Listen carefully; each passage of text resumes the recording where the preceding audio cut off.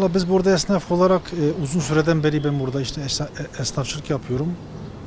İSSU burayı kazdı. Ondan sonra 5-6 aydır yani 7-8 ay hatta oldu. Yollar yapılmıyor. Kazıyor. O şekilde bırakılmış. Biz burada toz duman içinde kaldık.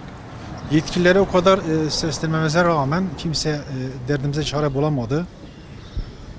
Durumlar böyle işte halimizi görüyorsunuz. Bak şu yollar yani yağmur falan yağdığı zaman toz duman içinde oluyor.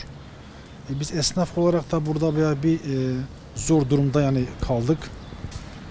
Kimse derdimize çare bulamadı. Durumlar bu şekilde işte. Yani biz yönetim olarak hani ilgilenmiyorlar bizimle.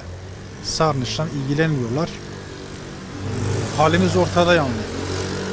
Bir yeri kazdı mı hemen üstünü örtmeleri lazım değil mi? Ama örtülmüyor. Böyle adam diyor 2 sene, 2,5 sene diyor bu kalacak bu şekilde burada. Yani ne olacak? Durumlar bu işte.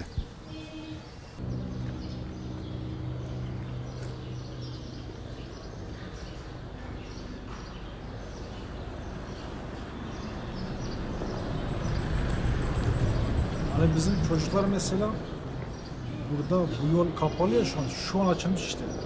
Evet. 2 ay boyunca bizim çocuklar mesela yukarıdan biniyorlar ta aşağıya gidiyorlar oradan.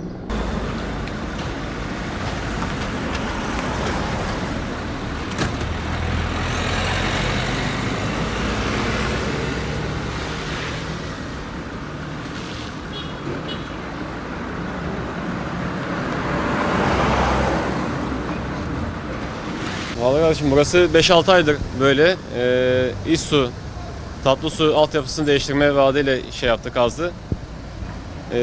Tabii ki illaki zorluğumuz ne gibi zorluğumuz var? Toz topraktan geçemiyoruz. Dükkanlarımızın kapısını açamıyoruz.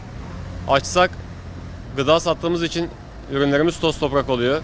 Müşteri azalmaları gözetleniyor ve müşteri dükkana gelmiyor. Tozdan dolayı haklı olarak gelmiyor. Haklı sebepten dolayı gelmiyor. Çok mağdur olduk. Ve işte gözlemlediğimizde bize de bir açıklama yapılmıyor.